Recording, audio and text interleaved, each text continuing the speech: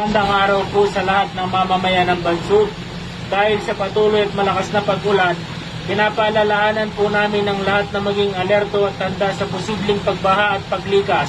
Lalo Uplan Bandilyo, isa ito sa maraming mga pamamaraan ng MDRRMO Bansud para iparating sa mamamayan ang kung anumang sitwasyon at maging handa sa kung anumang darating na mga sakuna. Nitong nakaraang mga araw na nagkaroon ng mga baha dala ng malakas na mga pag-ulan, bunsod ng bagyo at habagat, ginampanan ng MDRRMO ng maayos ang kanilang mga tungkulin. Sir, kamusta ang bayan ng Bansud ngayon after ng bagyo? Hindi pa natin masabing after kasi may kasunod pa May kasunod pa Oh, po. kamusta kayo? Sa ngayon po, medyo humupa naman ang tubig, baha. Pero maraming pa rin pong mga areas na kailangang i-clearing. Meron pa rin pong mga apektadong pamilya, lalo na po yung mga nasa low-lying areas natin at flood-prone area. Mga ilang barangay ang apektado? At ano ito mga low-lying areas ng Bansud? Actually, ang apektado po is all 13 barangays. Dahil ang upland barangays po, meron din namang nagka-landslides. And then dito po sa low-lying areas po natin, meron mga flash flood na naganap po ng mula gabi hanggang madaling araw, tumaas po ang tubig dyan. Kagaya na sa Sumagi, sa Salcedo, I believe property gisan din, meron din. Sa coastal areas naman po, yung problema pa rin natin sa coastal erosion. Yun pa rin po. Mga ilang barangay ang apektado ng coastal erosion? 4 na barangay po yan, 4 na coastal barangay. Ano ang naging mukha ng coastal erosion na sinasabi? So, medyo nagkaroon ng pagguho doon sa ibang parts at saka doon sa malapit mismo sa tabing dagat, natatamaan po ng alon nung naglakas. May nawasak ba na bahay? O anumang structure? Sa ngayon po, ongoing pa rin ang ating pag-iikot.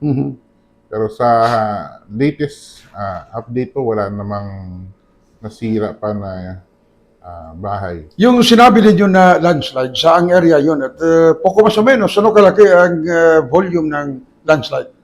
Ang landslide area po ay sa Bato, Barangay Malo. Doon sa taas? Opo, sa upland. And doon sa City of Nagan po, doon po nagkaroon ng mga landslide. So, na-clearing naman po siya. Yung iba, ongoing po ang clearing. So, mga 40 to 50 meters na ano po ang kinailangang tanggalan. Along Apnagan, Malo, pataas, yan ay mga lugar ng saging.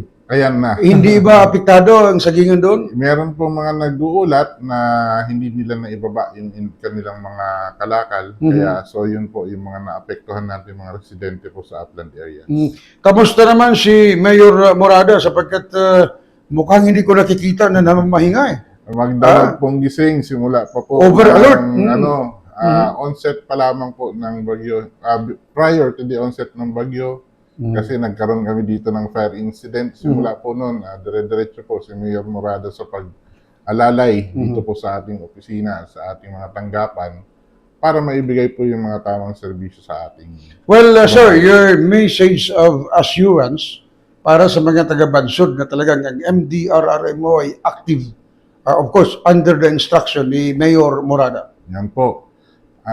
Dahil po sa direktiba ng ating mahal na mayor, patuloy po ang pagbabantay at pag-ikot ng ating MDRRMO teams. Actually, combination na po ng iba't ibang opisina. Nandyan po ang engineering, ang planning office, at iba pa pong mga opisina, MSWDO. Lalo-lalo na, kasama namin po sa pagtulong at pagbabantay para sa kaligtasan po ng ating mga mamamayan. Abangan ang karagdagang mga status updates mula sa iba't ibang MDRRMO sa lalawigan ng Oriental Mindoro.